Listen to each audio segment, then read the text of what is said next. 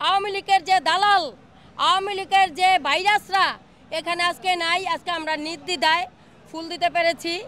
এই জন্য আমার নিশ্চিন্তায় আজকে পুলিশরা আমাদের আর ছবি তোলে না, শুধুমাত্র ওই সাংবাদিকরা ছবি তোলে। পুলিশের ছবি তোলা হচ্ছে না আজকের দিন।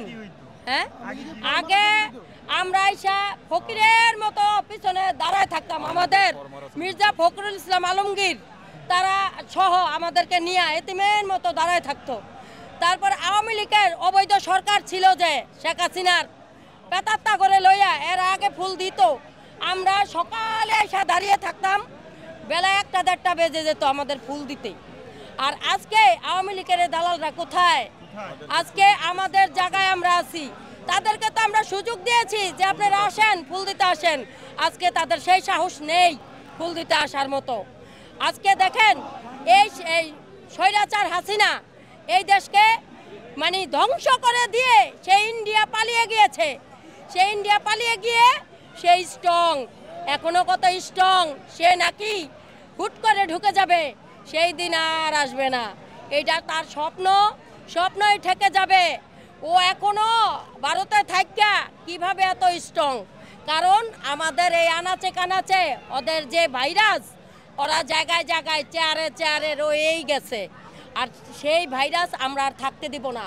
আমরা যেই কোনো মূল্যে আমরা মাঠে ছিলাম, মাঠে থেকে আমরা যুদ্ধ করেছি, ছাত্র জনতার সাথে যুদ্ধ করেছি, বারবার গুলি খেয়েছি, বারবার মার খেয়েছি, কেউ আমরা মাঠে ছিলাম, এখনো আমরা মাঠে আছি, থাকবো।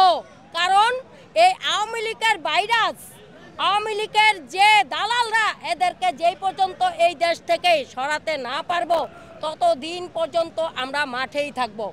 এই স্বৈরাচার হাসিনা যদি চিন্তা করে যে আমি শেখ হাসিনা আমি ইন্ডিয়াতে পালিয়ে গিয়ে বেঁচে গিয়েছি, নো নো নো নেভার। কারণ সে কখনো এই পালিয়েও সে উদ্ধার পাবো না।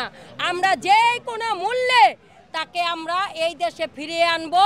এনে এই যে এতগুলি মানুষকে সে হত্যা করেছে, সে এতগুলি মানুষকে খুন করেছে, এই দেশের স্বাধীনতা নষ্ট করেছে, এই দেশের মানুষের গণতন্ত্র হত্যা করেছে, তাদেরকে আমরা এই দেশে ফিরিয়ে এনে এই জনতার মাঝখানে ফাঁসি দিয়ে মেরে ফেলবো।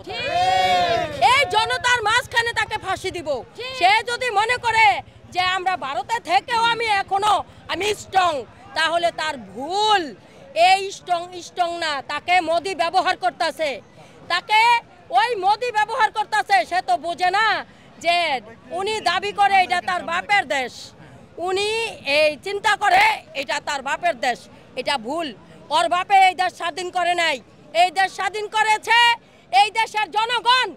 এই দেশ স্বাধীন করেছে, আমাদের এই স্বাধীনতার ঘোষণা দিয়েছে আমাদের জিয়াউর রহমান, প্রেসিডেন্ট জিয়াউর রহমান এই দেশের স্বাধীনতা ঘোষণা দিয়েছেন। ওনার বাপে ইন্ডিয়া যায় পালিয়েছিল, ওনার বাপে পাকিস্তান গিয়ে পালিয়েছিল, ওনার বাপে পাকিস্তানি দালাল। ওই শেখ হাসিনা, স্বৈরাচার শেখ হাসিনা হয়েছে পাকিস্তানি দালালের মেয়ে এবং দালাল।